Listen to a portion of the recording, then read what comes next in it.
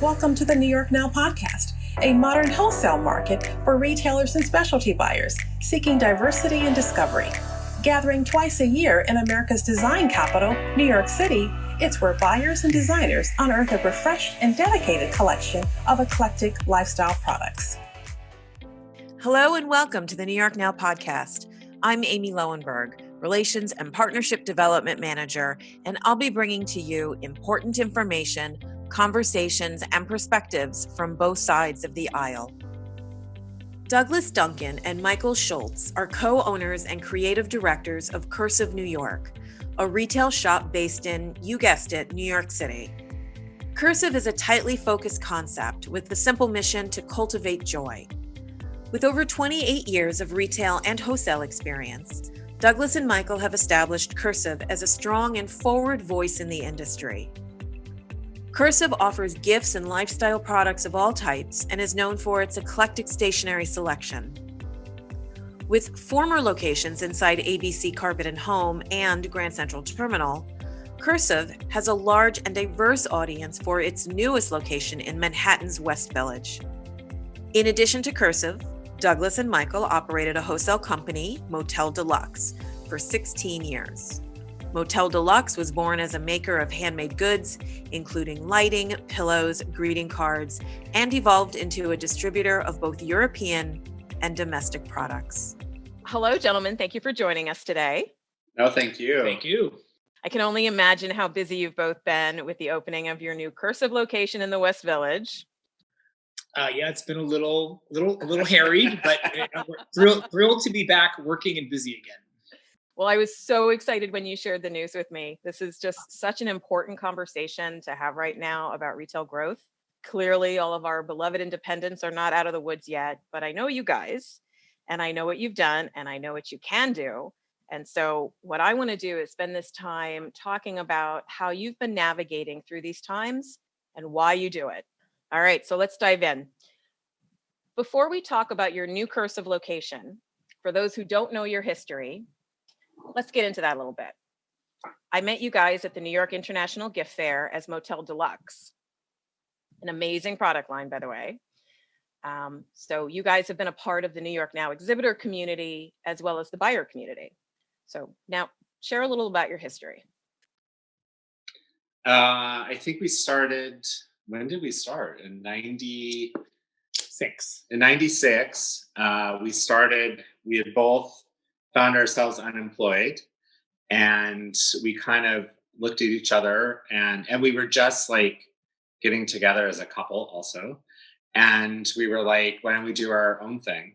And we had been working for people who had done trade shows, and we had done them for them and with them. So we were like, we'll make some stuff and we'll take it to, the gift fair in New York, and people will come in and give us lots of orders, and we'll be rich, and it'll be on from there. Well, our youth. It didn't. It was rockier than that, but it was also very organic. We started a greeting card line that Doug actually collaborated with my mother on. So my mother writes poetry, and my mom has the most amazing, perfect cursive penmanship. And so Doug took her poetry in her handwriting, and we silk screened it onto organza and then sewed them onto cards. So we did a collection out of that. With botanicals and other things. Yes. No, we were born in San Francisco, and literally we did our first show at the Coliseum, handmade at the Coliseum, and then got orders, including Barney's at the time, and went back, and I was actually living with my brother at that time. And thankfully he was away for 2 weeks, and we took over the entire apartment and turned it into like a printing studio. we have to knock this out in 2 weeks. Anyway, which we did, but that was the original birth of the whole thing.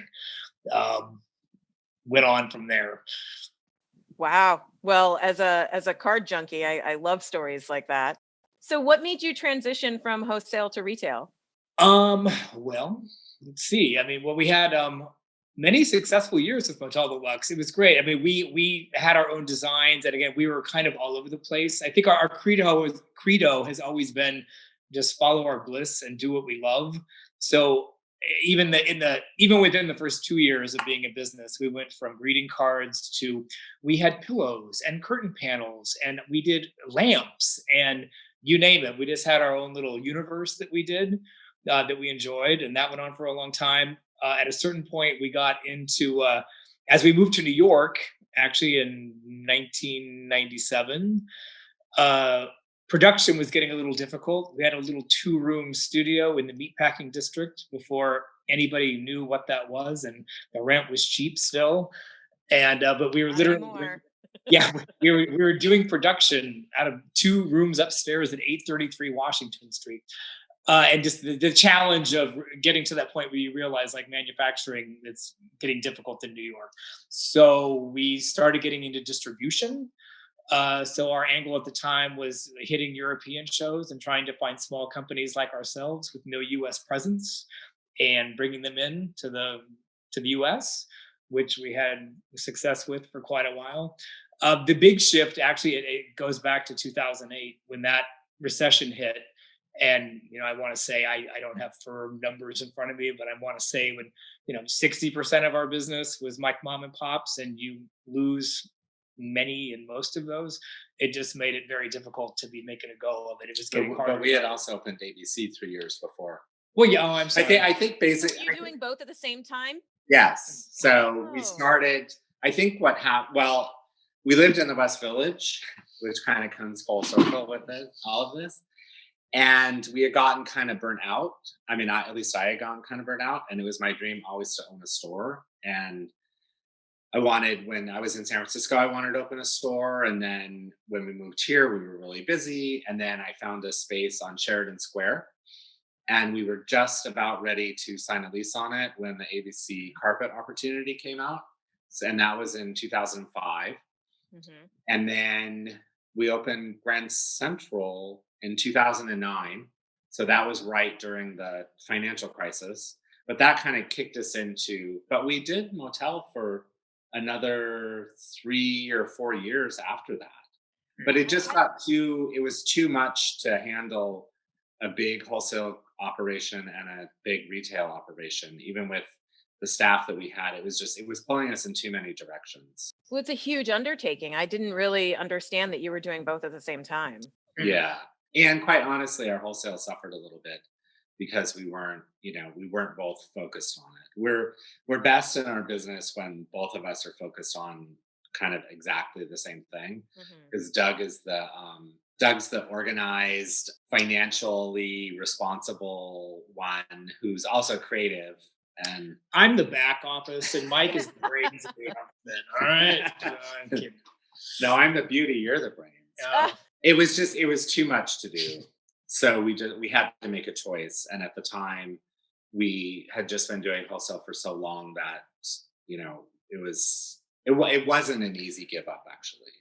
No, it wasn't. I think the financial, and again, like Mike was just saying, like, big, like, it's all relative. Like, we've never been big wholesale or big retail. It's just like our business has always been guided on what we want to do and how we want our life to be. So it just became very clear that, like, wholesale was becoming a tougher road to hoe for us, just with the momentum that we built up, and we were having much more success in retail. Mm-hmm. And that was kind of maybe just because it was new or for whatever reason, but that was an easier hill to climb. So it became clear at a certain point where it's like, let's just focus and run with this. When things become clear, that's when we march forward. You know? So you have 2 different locations and 2 very different locations, ABC and Grand Central. So tell me a little bit about the differences between your 2 stores. I think that ABC was more, it had a little bit more home focus to it. It was definitely more high end. It was kind of broader in a way. It was much more specialty focused, and Grand Central was much more, it was a little more practical. We could have wider categories. So we were able to we could sell apothecary there. We could sell, things that we couldn't sell at ABC.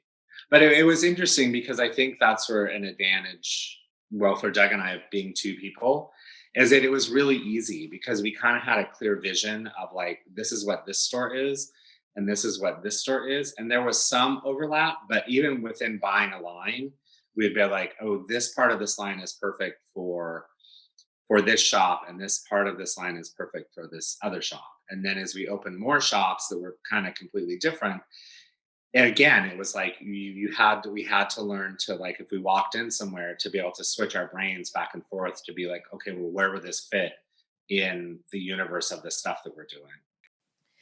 Well, that actually sounds kind of fun if you think about it. It's a No, pretty I was going to say one thing that was really fun, and I say this now, as the world changes and you have a new perspective, I'm very appreciative, and we've been very lucky, but with the locations that we've had in New York City, it's been great fun to buy for, because our whole thing is like, we just buy what we like, because we settled on that a long time ago. I can't pander, I can't try, because my philosophy is I have to like it enough to where when it ends up in our house someday, it's fine, because if it doesn't sell. But just the idea that, like, ABC is a New York institution, Yeah. and between their clientele, tourists, you could buy anything you want, really. I mean, at most any price point, I'm like, it'll go at some point. Grand Central, we had the luxury of, in pre-COVID days, there's 800,000 people a day going through that place. So you can buy, and it was fun to buy for, just because it was very different categories, some overlap, like Mike said, but it was fun. You could just kind of go for it. Well, I mean, I can tell you that I purchased from both of those locations, and I'm actually wearing a pair of earrings right now that I purchased in your Grand Central Station term. Oh no, you know where I got them? My next question. I got them at the Langone gift shop. Ah, So when did that come into play? How did that materialize? They contacted us. It's almost 6 years. The shop will be open 5 years in October. No. No, We just hit 5 years. It's November. Oh wow, you're right. It's been 5 years. Been in the industry a long time. No, it's just it happens. right. Just like, went from March to Christmas somehow. That took some time to develop. So we talked to them. It was really because what we did there, it was kind of a new thing for that industry. Hospital gift shops are their own special kind of thing. And what the people at NYU really wanted to do was something different. And they wanted it to be more like a specialty gift shop, which is what Doug and I are good at, and which is what we do. But it took a really long time to develop it and to figure it out, and to wrap our minds around how to buy for that customer and make it feel like we want it to feel, to have the same standard of quality, the same visual impact. It's like, I mean, you've been there, you walk by it, and it's kind of a visually arresting place, especially when you're really not expecting it to be there. 100%. When I walked by, it was like, a flame to a moth. I was drawn in, and I'm walking around, and I was so inspired with the product that you had. And then I was talking to, I'm sorry, is her name Alicia? Alicia, yeah. So I was talking to Alicia, and then we made the connection. And then when she brought up you guys, I was like, oh my God, it makes perfect sense now. I get it. So that was my reaction walking into that location. We do have a lot of customers who are like, this feels familiar. And like, it's not it's branded NYU. So there's no visual clues, there is visual clues, but there's no like name that's telling you. Right. But I love working there because it's probably the most fulfilling retail experience that I've had, just with the customers and where it's located and our mission there, and like what we're doing for the organization as a whole there. It's very, very, very fulfilling. Yeah, I mean, they truly, part of their eat it for us was, I mean, yes, it's a gift shop in a hospital, but what it really is, it's just like a respite for people that need a respite, and it can just 100%. be someplace to go and chill, and you want to talk, you want to get a book. Yeah, it's beyond just We're like a visual spa. Retail commerce, right? Yeah. Yeah, it's a visual spa, and and you've got the coffee shop or the lunch place like right down. Yeah. You can grab a good cup of coffee. Yeah. It's perfect. Okay, so now I'm going to ask you guys a question that I ask everybody, and I think you alluded to this before, so I think I know what the answer is. How did you come up with the name Cursive? So Doug and I had an argument about this today, but I am the true authority on this because I remember. So we had been we were trying, when we were going to open the first store, we were trying to come up with names. And I had a journal, which I just found like a month ago because I have a million journals and I never get rid of them. And I was flipping through them and I found all the names that I was brainstorming out through. And I wasn't really happy with any of them, except I just remember today the one I was really, really into was ampersand. And I kept trying to sell Doug on ampersand, and he was not going for it. He was not going for it at all.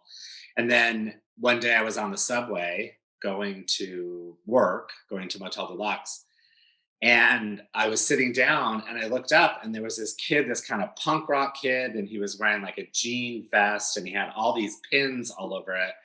And one of the pins said Cursive.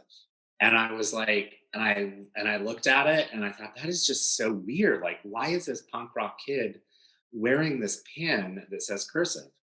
So when I got to the office, I was like, Doug, I have the name. It's Cursive. And he was like, what? And I'm like, no, this is it. I really think it's Cursive. And so I went on and I looked it up, and Cursive is a punk band from the Midwest. And that's why he was wearing the pin. And so I was like, you know what? This is just such a perfect name for us because a lot of people don't know what it is. It kind of is, it's its own unique thing. And then when we designed the logo, our friend Heath Brockwell designed the logo. And I was like, I really want to do Cursive in like not cursive. Block sans serif. And he was like, I don't understand. You're such a rebel. And I was just like, no, that's the punk part of it. Like, come on, we have to. I get it. So that's the story. Well, that's actually not what I thought you were going to say, because you alluded to whose mother with really. Oh, my mother, yeah. Oh, I thought that's where. Well, and the funny thing is my mom, for a while, she has perfect penmanship, like perfect. And when I would write her letters in college and after, she would always be like, I can't read your writing. I can't read your writing. And so I was like, you know what? I'm just not going to write you anymore.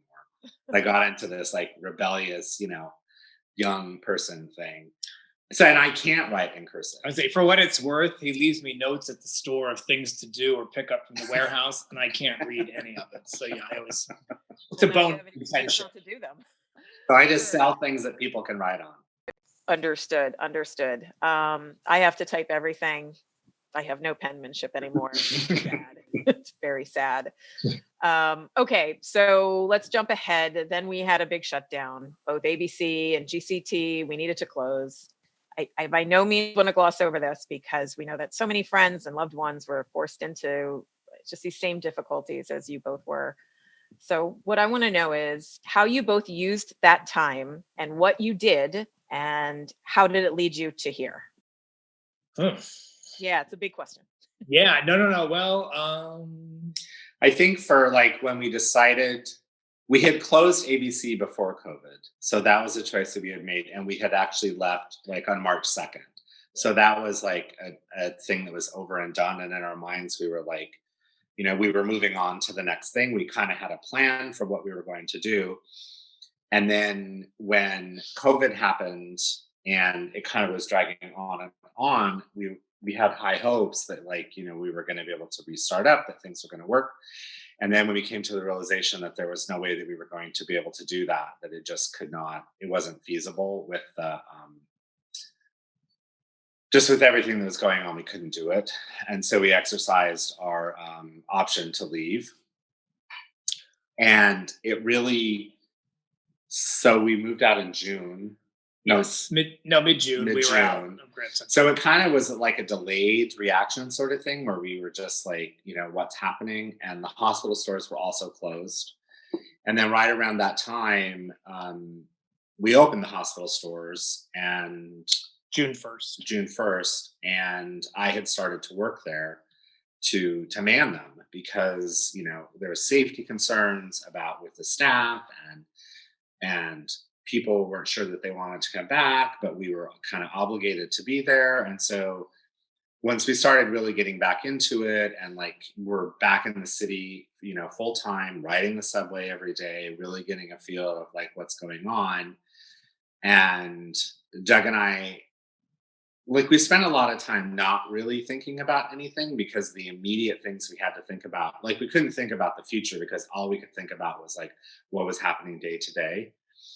And in dealing with that, we were kind of like, okay, well, it would always been our dream to take the month of August off. And we have a little cabin in California that we had always dreamed about being to go to for August.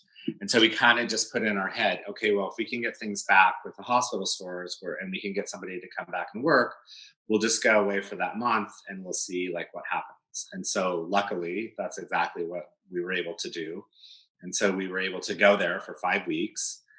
And should interject that, I mean, again, very lucky for us. This is a very like modest little tiny cabin in the Sierras, but there's no electricity, there's no internet, there's no, so like I literally there's no had phone. a 5 week break from no phone, no internet, no news, so you could really unplug. Like I really got my brain back. So I How think long did it take you though to really be okay in that? Like, was there a period of a transition 3 time, days. or did you fall into it right away? Well, interestingly that you say that. I mean, it was kind of instantaneous because just like I say, uh, at that point, Grand Central, we were out and done. Like it was, and like everything had gone back to our warehouse and like was cleaned, sorted, inventoried, packed for the next whatever is going to happen. And like, so my deal was we can only do this if I have nothing to do, like work wise. And literally between Mike manning the hospital and me breaking down Cursive for that iteration, there was like nothing to do. So like when we left, I could go. So it was fine. Incredible. But what ended up being really cool is we were like, okay, we need to focus on our health because it had gotten kind of out of control, as I think happened to a lot of people during COVID. Yep. And we need to focus on our mind. And so we did a lot of walking, we did a lot of hiking, we did a lot of reading, and we didn't really talk a lot about business. Every once in a while, we would kind of say something like, "What are you thinking?" Or I would be like, I have this harebrained scheme, and Doug would be like, "Oh, that's kind of interesting." Well, I kind of have this harebrained scheme too, but we purposely didn't have an agenda business wise. And people were like, if we would see people or talk to people, they would ask us, and we were just like, we don't know. I mean, I think I know where the future is, or like where I would feel comfortable or where we should take it, but like we just didn't know. And we didn't know what we were coming back to. We didn't know, we still don't know what we're coming back to, so, or what's going to happen. So when we got back, it was kind of like, oh well, I guess maybe we were like, do you want to open a store in the West Village, which is where we were originally going to open, 15, 16 years ago.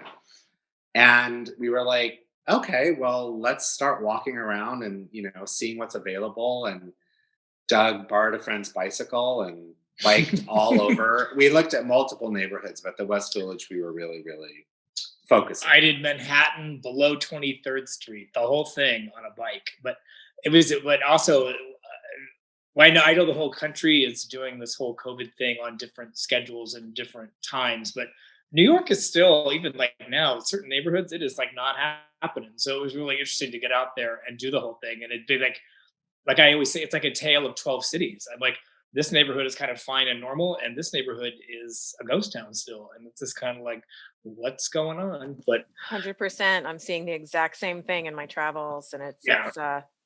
it's eerie because you can find this robust little area, and then all of a sudden you find this, it's desolate. Yeah. I mean, I think there's a few places in the country that are kind of feeling what we're feeling. But I think the majority of the country is not, just because of demographics or however things are being handled. But like New York is its own, New York retail right now is really in a very precarious situation. And I think that's part of one of the things that when Doug and I were thinking, we were like, like let's do something. Like, let's do something that adds to the city. It's sad because you were walking up and down the streets and things are closed, restaurants are closed, dry cleaners are closed, things that you were like, that there's just blocks and blocks and blocks that are devastated. And like, I don't know, we were just kind of like, let's just go for it and like see what we can stir up, see if we can add. I mean, this is opening a store during a pandemic is a chance, right? Um, but I think there's opportunities for people to do something creative and that's maybe not as high stakes as we thought that everything had to be before, you know? I double down on New York just because as grim as it has been through this whole thing, you realize it's like New York isn't going anywhere. Mm. And Michael and I, like on Halloween, this is our 24. We moved to New York on Halloween 24 years ago, and you realize that you've been here for a long time. And like 9/11, we watched the Twin Towers fall from half a mile away, and we were here for Sandy. It's kind of like for each and every new calamity that we're here to witness, I kind of get more dug in. And so it's just kind of like, yeah, you got to just get in and invest and do it because it always bounces back. It does. We're not going anywhere. Right. We're not going anywhere. We're No, going to take no. what you throw at us. We'll figure it out, and we're going to come back stronger in some new Yes. way, which is going to be really uber cool, which is, I think, what you guys are doing. Yes. So you kind of lead into this. This is not the first time that we've had to deal with hard economic times. But let's talk about some of the newer challenges of just actually launching a new store opening during a pandemic. So what was different? Well, you have to think about signage for your door saying like, how do we say in a cool, fun way, wear a mask without, you just, which I have to say, what's been amazing is like New Yorkers, they got it. Like I haven't had one alter. I mean, again, we've been open for 2 weeks now, but like I haven't had one. Every single person that comes into the store has a mask on, so it's kind of a non-issue, which is nice for us. But yeah, just how do you deal with the social distance, and how do you deal with the people and the credit card? And you it's just like, here's the thing, and I just little things. And but again, New Yorkers are pretty swift to the whole thing, so it's been pretty easy. And I actually think that like in a lot of ways it was so much easier for us. Like we found a store, we negotiated with the landlord. That took a week and we were done and we pretty much got what we wanted. We got the keys and we were open 12 days later. We didn't it was Grand Central was months and months and hundreds of thousands of dollars worth of money. ABC was its own thing that just took, forever. The build out at NYU took like, a year to do and was committees. And it was just so like, we just decided to do it.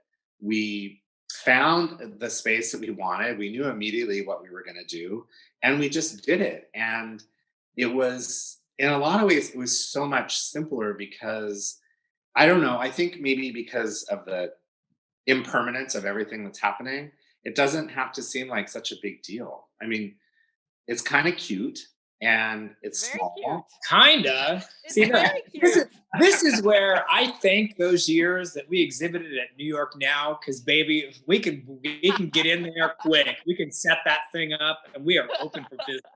I'm We know how cracking to do up. it. So okay, so we have like CDC protocols, and we've got people who have to wear masks, and updated POS agendas. What about the fact that we're all living very remote lives right now, and so many people are working from home, and online shopping has skyrocketed. So what are you doing to engage your customers and bolster your online sales? Well, it's funny because we have no We have online no sales, online sales. and we've never had online sales.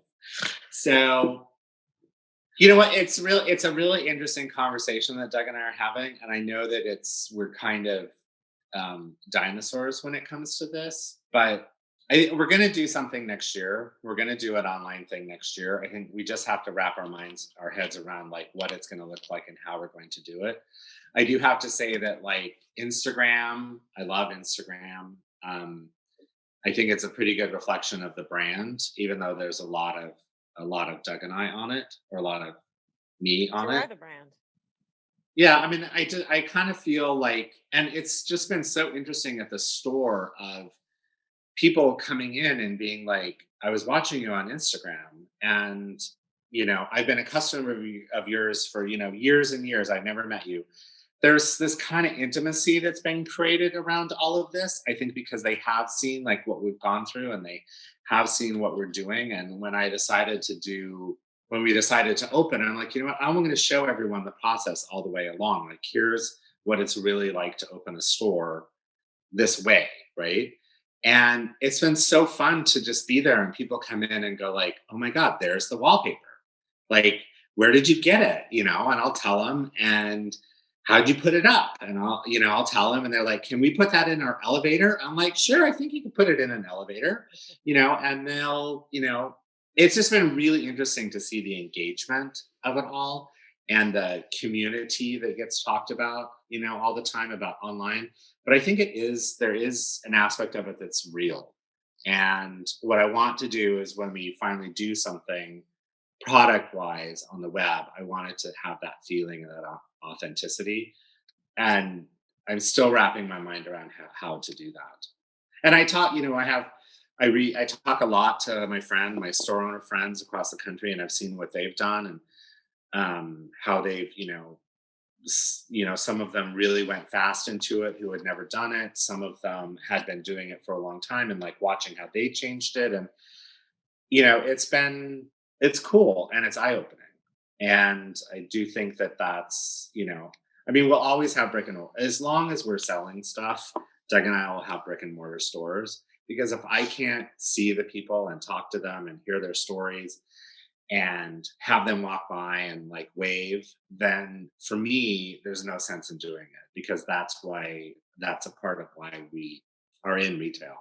Even if you have to walk by and like point through you can't come in and you have to point to the window and say like, but that, I want that. Like, I will do that. I will do that all day long. I will bring something to the window to show you, to do that. Cause that's where the human connection and the joy comes in it for me. Yeah. It's interesting because most people going through what we're going through, they dove head into getting an online Yeah. site up if they hadn't.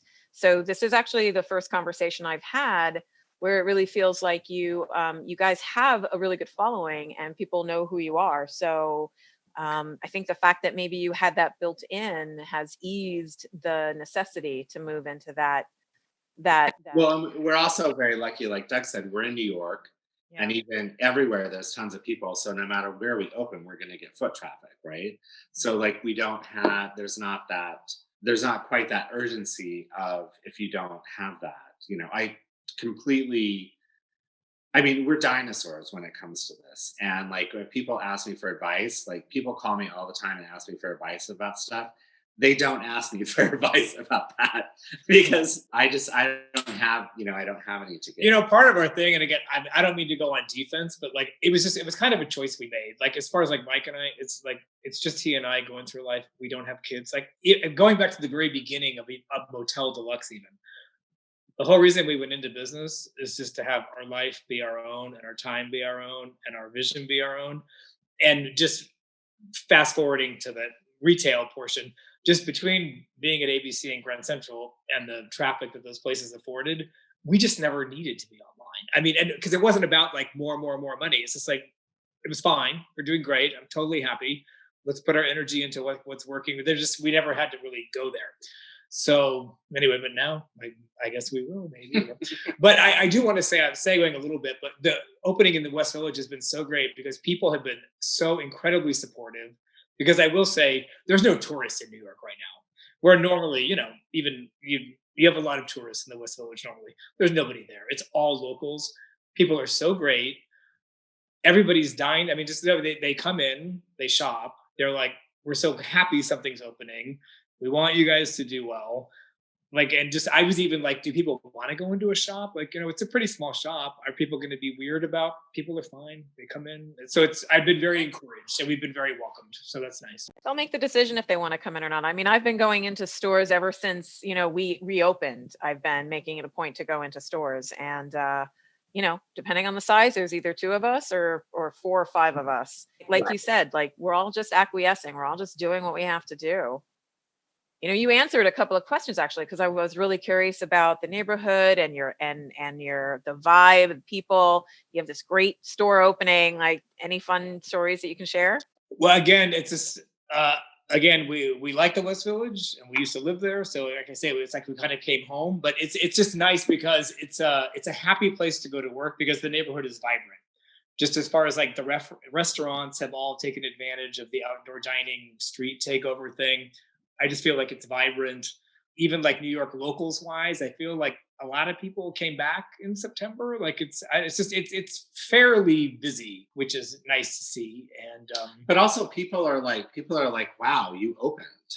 Like you opened a store during a pandemic. yes. Like a lot of people just want to come in to just be like, what is going on? Because this makes no sense, right? And then they're like, this is really cool. And they're like, we don't have stores like this anymore. And I'm like, yeah, it's like every neighborhood used to have at least two, right? Or three, maybe, depending on how big the neighborhood was, of just a real gift shop. And we've actually had, I've had customers who were like, okay, explain to me what's going on here. Like, what kind of store are you? And they're younger, and I'm like, this is a gift store. Like we have, we sell gifts, we have candles, we have jewelry, we have stationery, we have Christmas ornaments, like it's a true gift store. And they're not accustomed to that, I think, because we're not around, and people, like, we're a specialty store, and the things that we sell are special or curated, but like it's not a brand, right? It's not like, we don't sell one brand of candle, we don't sell one brand of stationery. You have to train, you have to help the shopper understand like what they're looking at. And that's been super fun because the people so far in the West Village have been really excited about it. Are you finding that you might be moving into different categories that you haven't normally brought Well, in, it's or interesting because I was like, experimenting? the home office and all of that stuff. And I was like, we have some of that stuff, but that's not what's selling. The stuff that's selling is the really cool journal that when they're going to go back to work, they're going to carry. They're not going to use it at home. The more practical kind of stuff isn't, it's the more like, stuff that really just makes you happy. I guess I've been heartened a little bit because, and again, we've only been open 2 weeks, but like, I wouldn't say there's any breakout category. People are just kind of getting it.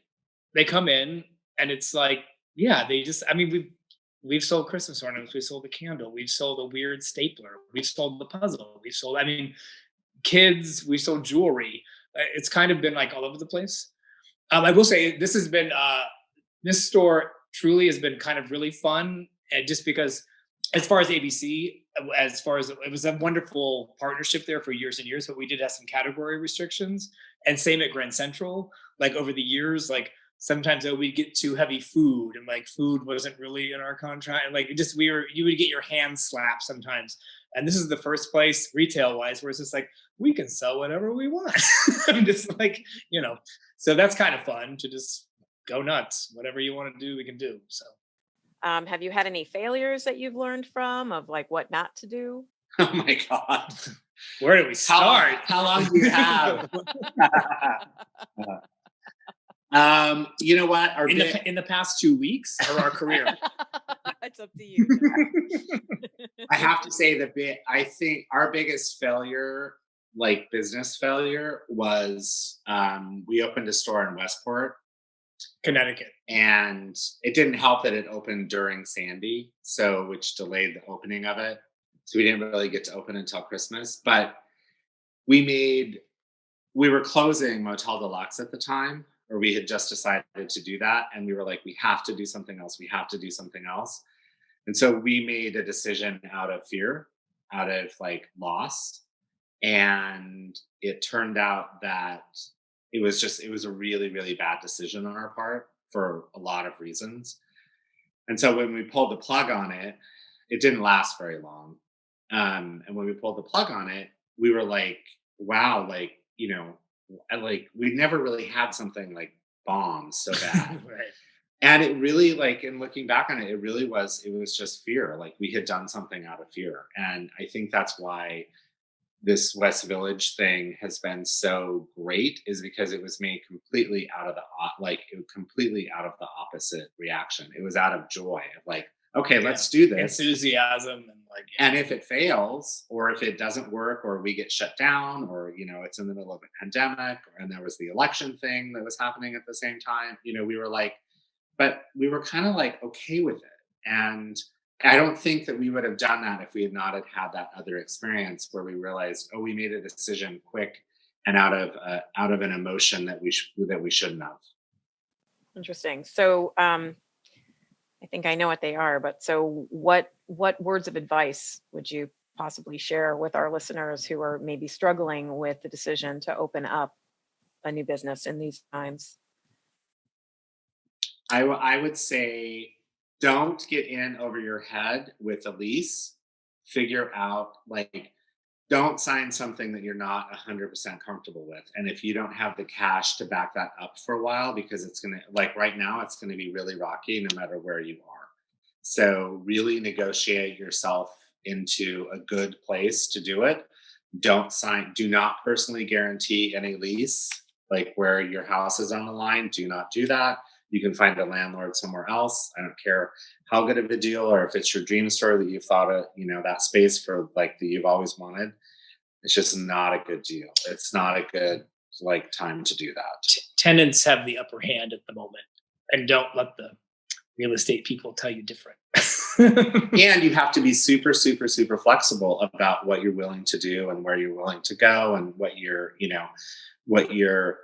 I think part of what COVID has taught us is that we all just need to relax a little, think stuff through a little bit more, go with your gut. And if your gut is really telling you and your heart is really telling you to do something, then do it. And if it's not, or it's maybe you don't do it on your own. Maybe you partner with somebody else. Maybe you take a smaller space, or you become part of a collective, or maybe you open an online store. Like maybe really that's your thing. If you're not a people person, if you can't stand in a store for 8 hours and have a smile on your face and mostly not sit down and be nice to people and answer questions that are that can be crazy and deal with literally crazy people, then that might not be a thing for you. And you should really, really, really think about that before you do it. And then if you can do it, great. Negotiate a really good rent, find really interesting people to partner with, build those relationships with those brands and those people of those brands, invest in them, they'll invest in you. And if you're going to do it, you really have to do it. Don't do it halfway. Give it your all. Are there any resources that you guys have been using that you might be able to share? Red wine. Ah. Kidding. I don't think you are. It's interesting because in thinking about that, I was it's really our friends in the industry. Doug and I have been doing this I've been in the industry for 30 years. Doug's been in there for almost his 30. We have a lot of resources that way. So I have a lot of people that we can call up and talk to. And really, quite frankly, our bookkeeper, if you run a business and you don't have a bookkeeper, I highly recommend you go out right now and find a bookkeeper, somebody that you trust, somebody that you can build a rapport with, who will keep your business on track, and get a good CPA. Yeah, I must say, in this whole calamity we've been going through, we've been lucky. We've had the same financial people for over 15 years now or more, and just between the PPP loans, what's going on, and and again, we had a lot going on in early COVID days. It was very stressful, and they were actually proactive.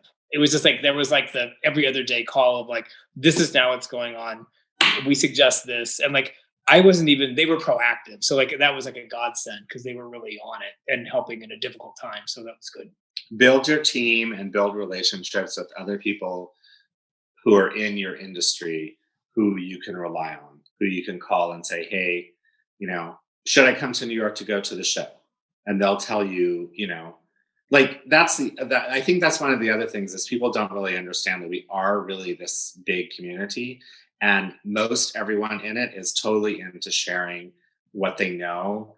And I've never met really anybody who's not generous with that, especially if you ask them in an appropriate and time sensitive way to their life. They like, I will tell you anything that you want to know, and most everyone will. And so I think you just have to reach out to those people and say, hey, what are you doing? Like, I don't know what to do. What are you doing? How do you negotiate with a landlord? Where should I eat when I come to New York now? And we can come, like, what restaurant should I eat at? Oh, I have plenty of opinions on that. Yeah, I have to say, I love trade shows, and I'm sad. I know that we're out for another 6 months, but like it's gonna be back, but it's such a great time just to connect. And it's funny. I'm missing it. So yeah. I think we're all missing it. And the reality is they're not going to go away, just like brick and mortars. They're not. Yes. Yeah. No. We're just finding what our new path is, and we're finding that blend, and we're finding new resources and new directions we need to move in. And a digital market is one of them. And opening up a great new brick and mortar, new familiar brick and mortar is another. It's just what we have to do. Yeah. Is there anything that I've left out? Is there anything that you would like to mention before we end this incredibly enjoyable conversation? I don't know. Is there anything else you want to ask us? I guess just that I'll be seeing you soon for sure. How about, what's the best way to reach you? The best way to reach us is through Instagram at Cursive New York. Well, I'll end with this. You said earlier, follow your bliss and do what you love. And I think those are incredible words to live by. It very clearly looks like that's what you both are doing. And I love how you said that you've come full circle, because that's exactly what I was thinking. I know you were originally looking for a space in the West Village. I know the ABC opportunity came along, and Grand Central and some other opportunities. But now you've got this really lovely space off of Jane Street. And it is a beautiful full circle. So congratulations, and continue to post your amazing Instagram pics. And I can't wait to get back and do some holiday shopping. All right. Thank you. Can't wait to see you. I'll be there. All right. Thank you guys so much for joining us, and we will talk again soon. Okay. Thank you. Thank you. Thank you for listening to the New York Now podcast. Make sure to tune in weekly for engaging and insightful conversations touching on the most relevant topics facing our community today. Visit NewYorkNow.com to learn more about our market and how you can join in on the conversation.